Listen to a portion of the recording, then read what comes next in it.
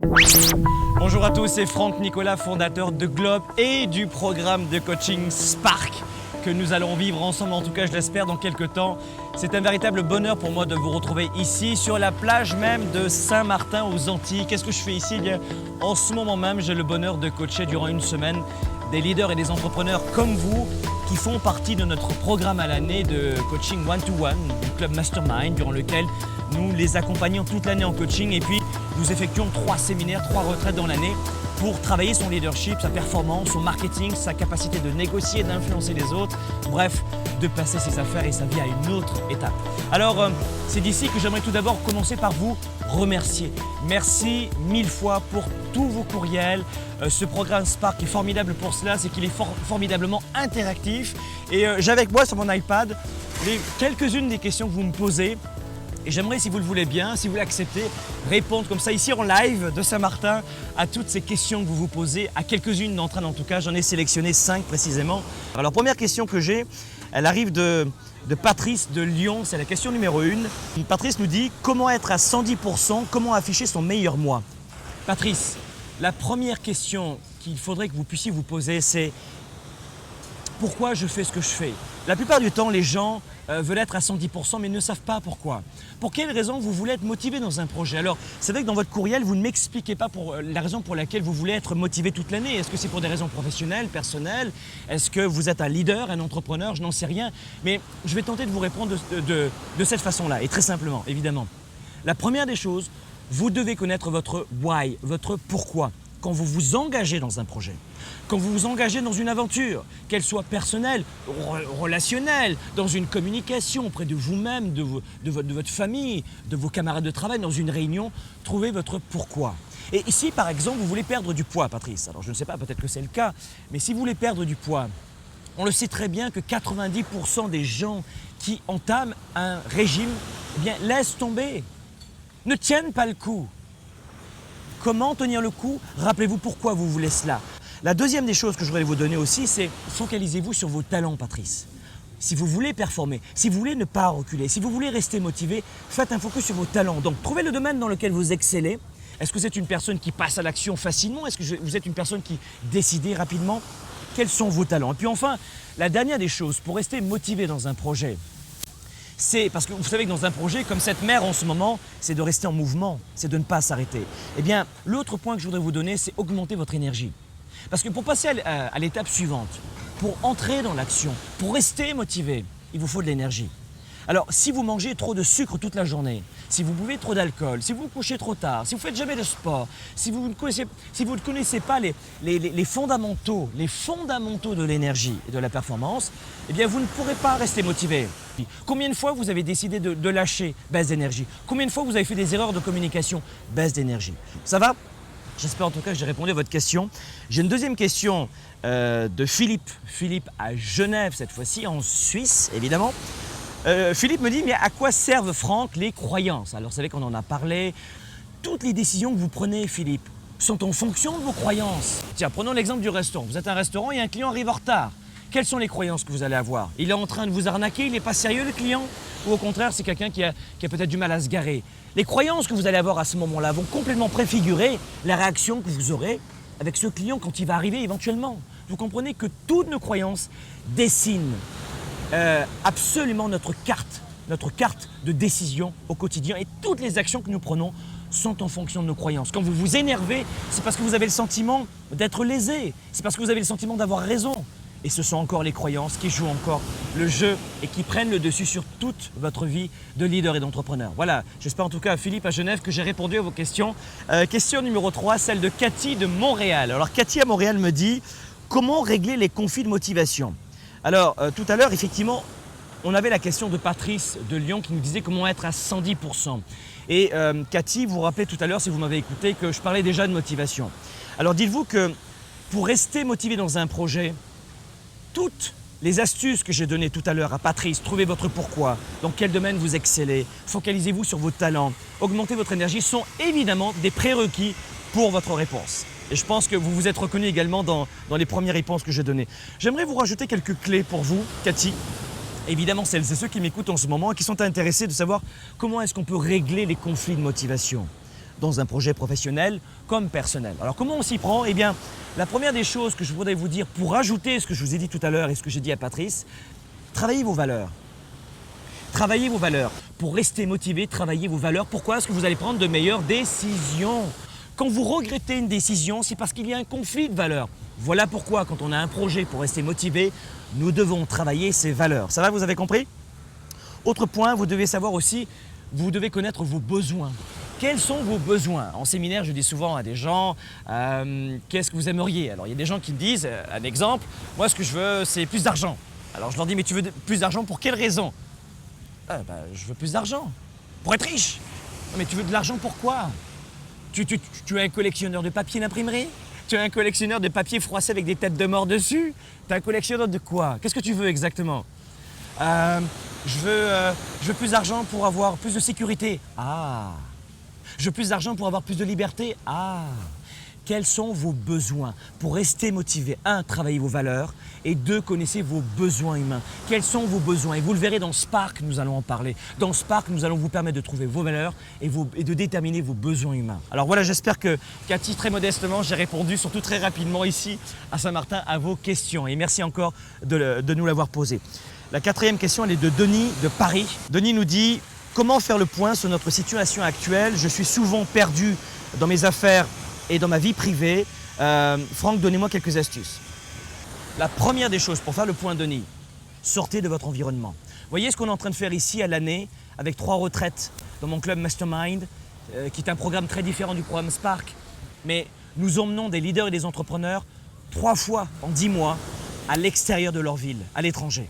Et c'est ici sur la plage que nous faisons du réseautage, du partage, de la prise de recul et des formations avec des experts en nutrition, en psychologie, en neuroconditionnement, en négociation, en psychologie de l'influence. Mais c'est ici, sorti de l'environnement, que nous travaillons ensemble pour prendre du recul et pour précisément faire le point sur notre situation actuelle. Donc, premier outil que je vous donne aujourd'hui, Denis, pour vous, c'est, s'il vous plaît, sortez de votre environnement. Vous voulez faire le point, sortez de chez vous. Vous ne pouvez pas venir ici aux Antilles, ce que je comprends très bien, avec les vacances, avec les obligations, avec peut-être les moyens financiers. Allez marcher dans un parc, prenez 2 jours de repos, faites du camping si c'est l'été, pas l'hiver, en tout cas pas au Québec parce que vous allez avoir un peu froid, mais prenez du recul en changeant d'environnement. Changez d'environnement et vous allez déjà avoir la première étape. La deuxième étape, augmentez encore une nouvelle fois votre énergie. Si maintenant je vous parlais comme ça, je vous disais que c'est vraiment formidable Saint-Martin. On s'amuse beaucoup à Saint-Martin, c'est vraiment... Puis le club Globe Mastermind, c'est vraiment... Hey, vous savez quoi? Vous pourriez vous ouvrir les veines au bout de 2 secondes parce que vous allez vous endormir. Si vous voulez être un leader performant, si vous voulez prendre du recul, que vous soyez à Paris ou ailleurs, que vous soyez en France, en Europe, en Afrique ou en Amérique du Nord, vous qui m'écoutez en ce moment, la deuxième astuce pour prendre du recul, après être sorti de l'environnement, après avoir changé d'environnement, c'est d'augmenter votre énergie. Faites du sport, mangez mieux, cessez les produits laitiers, coupez tout ce qui est à base de blé, tout ce qui est à base de... Écoutez, je pourrais vous en dire un petit peu plus dans Spark sur l'énergie, on aura des experts, mais s'il vous plaît, faites attention à votre énergie. Autre point, et c'est une astuce aussi que je voudrais vous donner en 3e clé pour vous. Pour vous donner la 3e clé, ce serait de poser des questions à votre entourage. Qu'est-ce que tu penses de ma situation? J'ai le sentiment en ce moment que je suis perdu dans ma vie. Envoyez par exemple 3 courriels à vos 3 meilleurs amis. Envoyez des courriels à vos meilleurs amis autour de vous. 3 à 5 courriels autour de vous. Posez-leur des questions. Vous avez besoin de feedback pour faire un point sur vous-même. Ne restez pas avec vous-même. Demandez aux autres de vous donner leur feedback, leur retour, leur avis. Nous sommes les plus mal placés pour nous juger. Nous sommes les plus mal placés pour nous aider, pour nous auto-aider. En revanche, on est les mieux placés pour nous auto-saboter. Ah, on est les mieux placés, on est nos pires ennemis, vous savez, Denis. Alors, prenez du recul et surtout, envoyez des courriels et posez des questions à vos amis. Ça, c'est la clé numéro 3. Et ensuite, 4e point que je voulais vous donner, c'est faites en sorte, Denis, de savoir exactement ce que vous voulez. Qu'est-ce que vous voulez exactement? Dans une prise de recul, c'est évidemment une question à vous poser. Qu'est-ce que vous voulez exactement, Denis? Posez-vous cette question, qu'est-ce que je veux vraiment? Alors voilà les 4 astuces, les 4 clés, les 4 étapes que je pourrais vous donner très rapidement, Denis, en répondant à votre question, et ça m'a fait plaisir sur cette question sur comment prendre du recul. Et puis enfin, c'est la question numéro 5, elle nous vient de Marie-Claude. Elle est entrepreneure, elle habite à Québec, à la ville de Québec.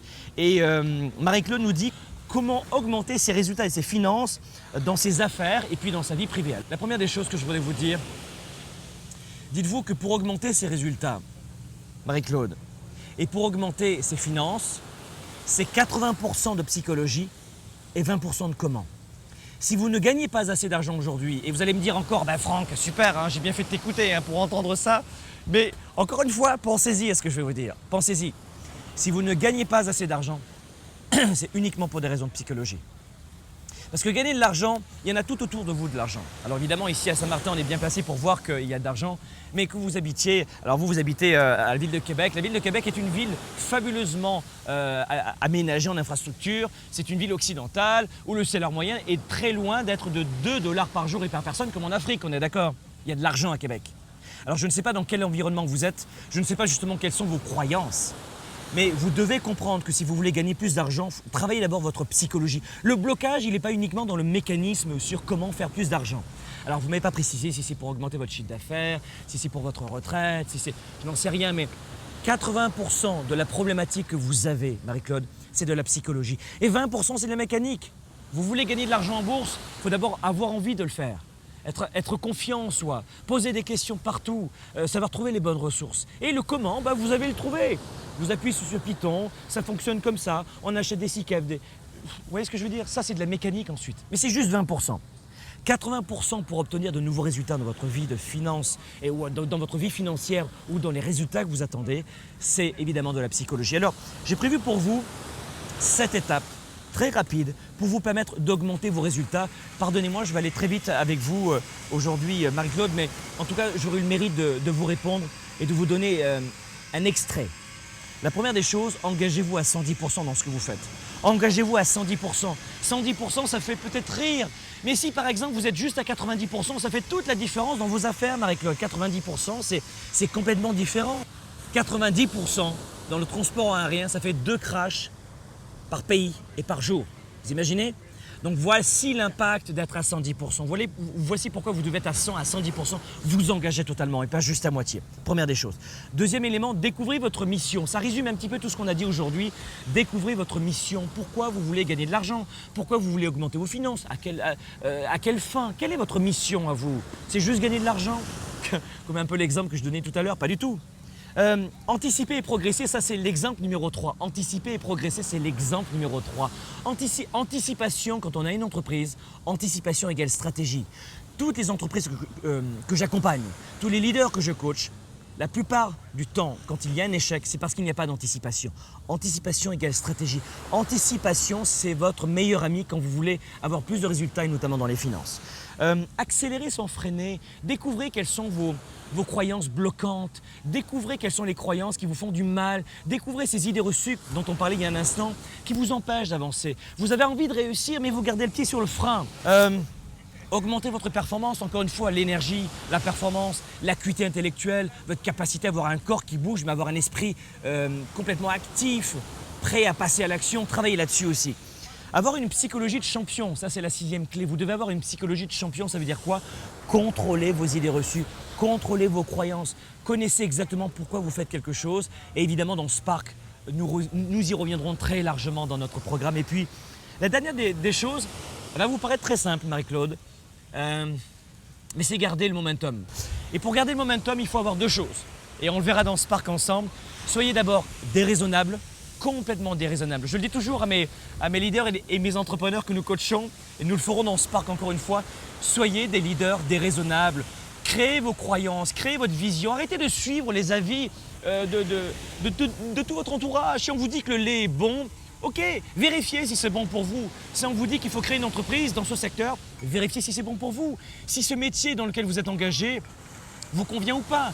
Soyez déraisonnables. Un leader déraisonnable crée le monde, crée son monde, veut changer son monde à lui. Donc, créez tout simplement vos valeurs et faites adhérer les autres à vos valeurs. Créez vos règles et puis proposez-les, partagez-les, créez votre entreprise avec vos règles, vos valeurs. La même chose dans votre service, dans votre entreprise.